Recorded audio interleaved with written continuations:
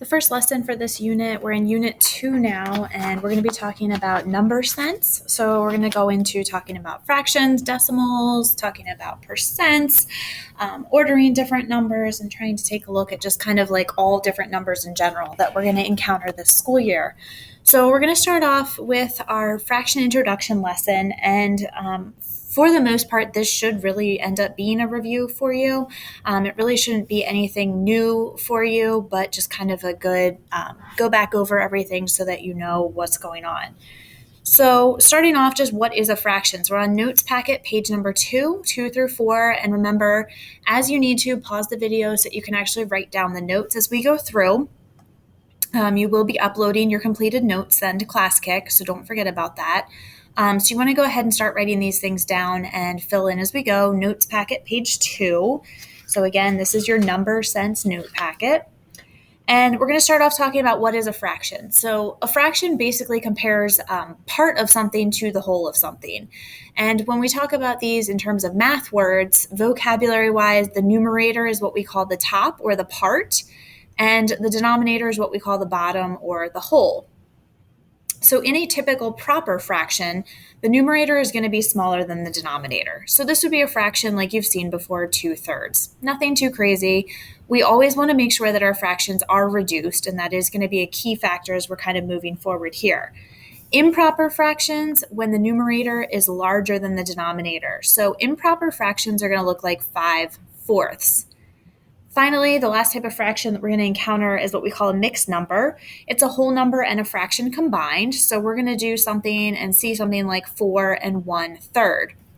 You are used to writing fractions as mixed numbers like this, but in this particular chapter, I'm going to try and get you to merge over to using improper fractions, because that's going to set us up for success in 8th grade when we're Algebra 1 students. So we are looking to have, instead of writing mixed numbers, write them as improper fractions this round, unless we're talking about a real world scenario. And in real life, I'm not going to say, oh, I have 5/4 cups of sugar, because that just sounds really, really weird. Instead, in real life, we would say, oh, I have 1 1/4 cup of sugar. That's what you're going to see in recipes. So it's kind of depending on our situation, we're going to be looking at these slightly differently, but for the most part, I'm going to ask you to move towards an improper fraction. If you take a look at right underneath those there, you have a couple examples right here that just says write the numerator and denominator. Numerator is the part, so that's going to be what's shaded in here. 1, 2, 3, 4, 5, 6, 7, 8 spots are shaded in. And the denominator is the whole entire thing. So this whole entire block is actually made up of 9 little squares. So our fraction representing the shaded part here is 8/9. This is something you've seen like in elementary school. In number 2, we have 3 parts that are shaded in, 4 parts that are total. So our fraction is 3/4. In the next section, we're going to color 1/3 of the mangoes yellow. If you don't have yellow, I'm not judging you, because on my answer key, I just colored it in pencil. So it's perfectly fine. To do 1/3, we're going to actually separate this into groups of 3. So I'm going to separate, and I have 3 groups of 3 here. And what that means is in every group of 3, I'm going to color 1 yellow. In every group of 3, I'm going to color 1 yellow. And in every group of 3 here, I'm going to color 1 yellow. So I've now colored 1/3 of the mangoes yellow. What I'm going to ask you to do down here is you are going to actually do this next one. You're going to color 2/3 of the lamps pink. And again, if you don't have pink, I'm not judging you, but we're looking at 2/3. So I'm going to split it up into thirds or 3s. And then you're going to go through in each group, instead of coloring 1/3, you're going to color 2/3 of the lamps pink. So I'm going to have you do that, and then you are going to tell me how many of the lamps you actually colored pink. So for 2/3, you should color in 2 lamps out of every 3, 2 lamps out of every 3, for a total of 4 lamps that were colored pink, or whatever color you so choose, whether it was your pencil or whatever. In the next example, we're going to talk about how to go back and forth between mixed numbers and improper fractions a little bit here. So this is like a visual explanation for you. This represents here in number 1, 2 1/2. you can see we have 2 whole circles and then we have half of a circle shaded in. So visually speaking, if I'm going to change this into an improper fraction, I have 1/2, 2/2, 3/2, 4/2, 5 halves are actually shaded, and you can see that is represented by this improper fraction of 5 halves. So the mixed number 2.5 can actually be represented by the improper fraction 5 halves. In the same way, in number 6, we see 2 2/3, which is represented here. So we're going to go ahead. Our denominator is still going to stay a 3. I should probably change from pink so that you can see it a little bit better.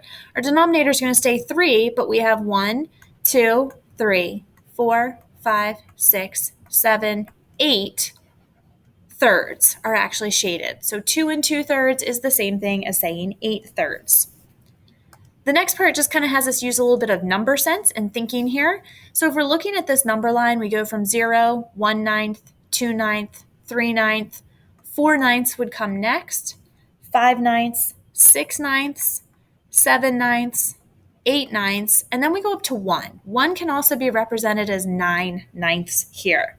So we're going to go down here to number 2, and I'm going to kind of start at 0, but then I skip a spot, and then I go to 2/5, 3/5, 4/5. What number is going to go in here? This is going to be 1/5 because 0, 1/5, 2/5, 3/5, 4/5, and this final number is going to be, yep, you said it, 1, or we could also write it as 5/5. Either one of those would be acceptable for us. We'll typically see it as the 1. One of your other skills that you can have with fractions is reducing them. Fractions are reduced or simplified when the numerator and denominator only have a common factor of 1. So we're going to go through this process here. What are factors? Factors are numbers that multiply to give you that number. In other words, I could take my number that I'm starting with and I could divide by a number. Okay, and we're going to try and figure out what number do they have in common. So 4 and 6, I first of all notice that they're both on the smaller side. They're under 10, under 20, and I also notice that they're even. So what that tells me is they each have a common factor of 2 that I can divide them by. So I remember whatever I do to the numerator, I also have to do the denominator down here. If I divide them by 2, I get 2 thirds. 2 and 3 have nothing else in common other than a 1 that we could actually divide them by.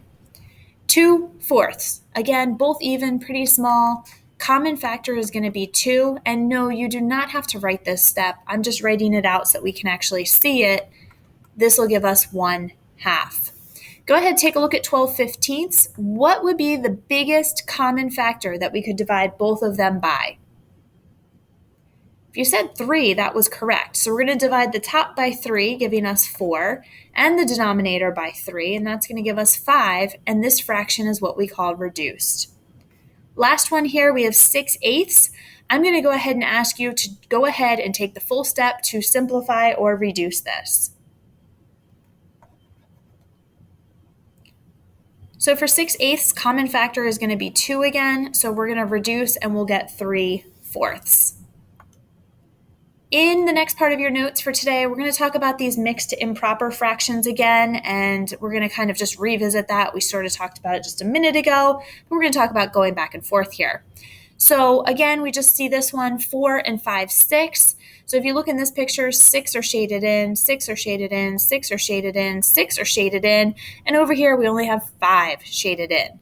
So if we want to go ahead and talk about how many are shaded compared to our total, 4 and 5, 6 represents all these pictures that are right here in front of us, but let's say we want to write that improper. Our denominator is going to stay 6 because they're all divided into 6 parts. However, we have 6, 12, 18, 24, plus 5 more, so 29 parts that are actually shaded here. If we take a look at number 2, we have 7 and 3/7. We're going to keep our denominator of 7. This has 7 shaded, 7, 7, 7, 7, 7, 7, but then this one's only 3. What number is going to take the place of our numerator for how many spots are shaded? Well, you had 7 sets of 7, which gave you 49, plus 3 more for a numerator of 52. So that's great that we have these pictures for these two examples, but every single time we see this, we're not going to have pictures. So we need to kind of come up with a quick little rule that is going to help us out here. So real easily, you notice that when we had whole ones, the whole denominator was filled in, 7, 7, 7, 7, 7, 7, 7. So we actually had 7 that had 7 spots colored in. So we can actually multiply the denominator times the whole number. And then remember we did 49, and then we added in those 3 more that were there. So we're going to add in the numerator. So again, down here, we can do that same process. 5 times 3 is going to give me 15, plus 2 will give me 17 fifths. 3 times 4 will give me 12, plus 1 will give me 13 thirds. Notice my denominator stays the same. In this one, your denominator is going to stay the same. Go ahead, follow the steps around, and tell me what would our numerator be. 6 times 2 is 12, and 12 plus 5 is 17. So we get the fraction 17 sixths. In the last part, we're going to just talk about going back and forth between improper to mixed. So just to kind of help you work backwards now. So when we went from a mixed number to improper, we multiplied, we added. So to undo that, because that's what we're doing here, we're going to divide and subtract. So when you were in elementary school, you probably remember doing a problem like 38 divided by 5. And you realized, okay, 5 times 7 was 35, but that left you with 3. So we sometimes call that a remainder of 3. This process actually sets us up for what we're going to do in turning improper fractions to mixed number. This remainder here is actually going to become our numerator. And then the dividing number is going to become our denominator. So we would have started off, this would have been written as 38 divided by 5, or 38 fifths. And when we write this as a whole mixed number, we're going to do 7 as our whole number, and we're left with 3 fifths. So remember, when we just did this step back over here, we multiplied and added. Now we're going to divide and then subtract, just like you did in elementary school. Visually speaking, here's my improper fraction of 39 sevenths. You can see that I have 1, 2, 3, 4, 5 wholes, and then 1, 2, 3, 4 sevenths that are remaining in the last piece. 39 divided by 7. Closest you can get to is 7 times 5, which gives you your whole number. 7 times 5 is 35. So 39 minus 35 leaves you with a remainder of 4, and your denominator stays 7. Taking a look at this example, we have 8 and 5 ninths. You can see that they're all filled in. So these are split into 9 pieces. So this would be 9, 18, 27, 36, 45, 54, 63, and 72. 73, 74, 75, 76, 77 spots are shaded in, and they're all split into 9 equal parts. So here you divided, subtracted, kept the denominator. Here you multiplied, added, and kept the denominator. The two processes undo each other. So if I have 9 halves, I'm going to divide. 9 divided by 2, the closest I can get is 4. 4 times 2 is 8, so there's 1 left over. Keep my denominator of 2. 85 ninths. 9 goes into 85 9 whole times. 9 times 9 is 81, so there are 4 left over. Take a look at this next example. You have 27 eighths. What is your mixed number?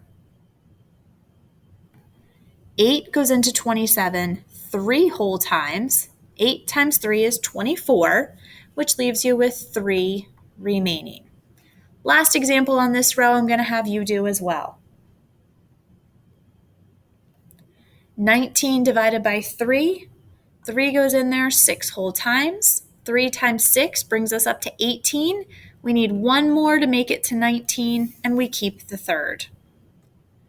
Mixed numbers to improper. Remember, this is just our multiply and our add step. 8 times 1 is 8, plus 1 is 9. Keep your denominator. 3 times 3 is 9, plus 2 is 11. Keep your denominator. Take a look at this one. What is your improper fraction going to be? 5 times 1 is 5, plus 1 is 6. Keep your denominator. Final one you're going to do as well. 7 times 8 is 56, plus 4 is 60. Keep the 7 denominator. So we are going to do some work in our practice packet, and I'm going to actually have you, just so that you can know at this point in time, so on the bottom of page 3, you are going to skip on the part B, you're going to skip numbers 2, 4, 6, and 8. So this is in your practice packet. Bottom of page 3, part B, you're going to skip 2, 4, 6, and 8. It's just a little bit too much of the same exact thing for practicing. So you are going to go ahead, work on the rest of pages 2 and 3, and then the top of 4, but go ahead and make sure that you check out that slide with information on what exactly it is that you need to be working on, and then you'll be good to go. All right.